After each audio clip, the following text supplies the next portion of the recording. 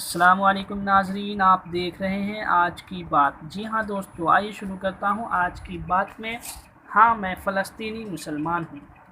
ہاں میں فلسطینی مسلمان ہوں، غزہ کا رہنے والا ہوں، بنی سہیلہ کا ساکن، بیت حانون کا پاسدار سپہ سالار، پہاڑوں جیسا عزم رکھنے والا، خان یونس شہر کا مجاہد۔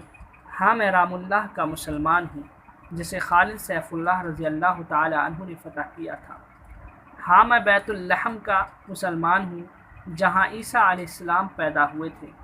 ہاں میں جنین شہر کا باشندہ ہوں، جہاں اسرائیلی شکم مادر میں ہمارے جنین کو قتل کر رہے ہیں۔ ہاں میں اریحہ کا رہنے والا ہوں، جہاں ہمارے گروہوں پر بم برسائے جا رہے ہیں۔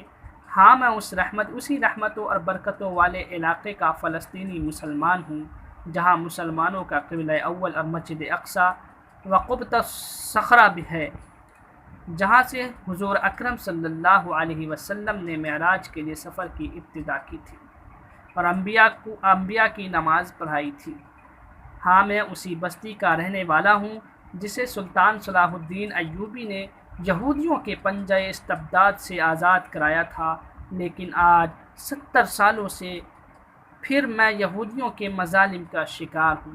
ہاں میں مجبور مسلمان ہوں، اسرائیل کے ظلم کا شکار مسلمان ہوں، عرب ممالک کی خاموشی پر روتا ہوا مسلمان ہوں، برسوں سے ستایا جا رہا ہوں۔ ہماری بیٹیاں ظالموں کے قید میں ہیں، اسے چھڑانے والا کوئی نہیں۔ ہمارے نوجوان بوڑھے سبھی پابند سلاسل کیے جا رہے ہیں، ہمارا مستقبل تاریک کیا جا رہا ہے۔ ہم پر ہو رہے مظالم کے خلاف ترکی کے صدر رجب طیب اردغان اور قطر کے قائد کے علاوہ آواز اٹھانے والا کوئی نہیں، لیکن ہم مایوس نہیں، ہم نا امید نہیں۔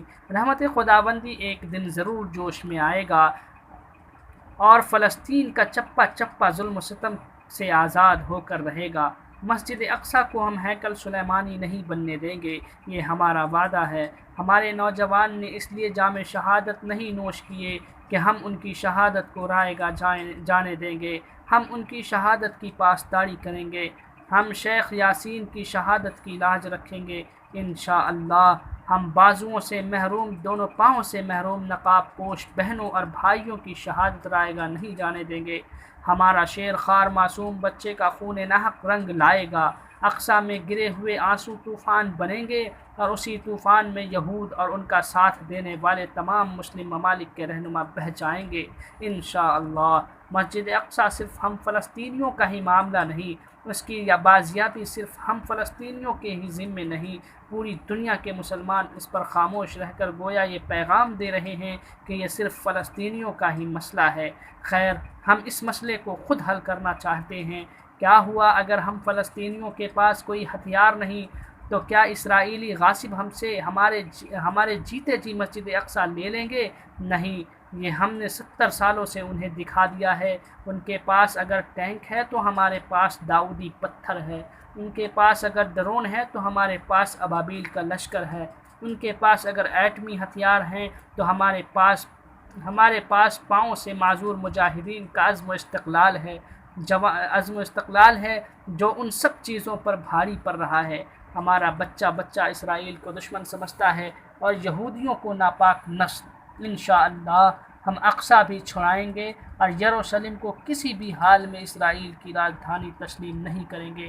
آپ نے دیکھ ہی لیا ہوگا، دودھ پیتے معصوم بچے سے لے کر جوان تک، عفت نشین بوڑھی ماؤں سے لے کر عفت مآب دوشیزاؤں تک، سب ایک ہی صف میں کھڑے ہیں۔ وہ گولیاں برسا رہے ہیں، بموں سے حملے کر رہے ہیں، لیکن ہم دیوار آہنی بن کر ان کے ناپاک عزائم میں رکاوٹ پیدا کر رہے ہیں۔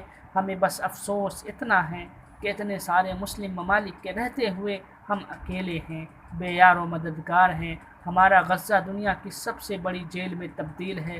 رفح گزرگاہ جو ایک مسلم ممالک کی سرحد پر واقع ہے، لیکن وہ اس سرحد کو اپنے آقا اسرائیل کے حکم سے کھولتا ہے۔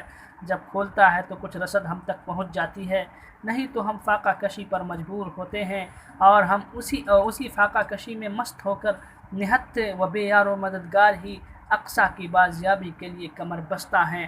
ہمیں یقین ہے ہم ٹینک و بختر بند گاڑیوں کے مقابلے میں اپنے ہاتھوں میں داؤدی پتھر لے کر ہی ان یہودیوں کا مقابلہ کرتے ہوئے ان کا قلعہ کما کریں گے انشاءاللہ، اور ان خاموش مسلم حکمرانوں کو پیغام دیں گے کہ تم نے ہمارا ساتھ نہیں دیا تو کیا ہوا، خدا تو ہمارے ساتھ تھا اور ہم کامیاب ہو گئے۔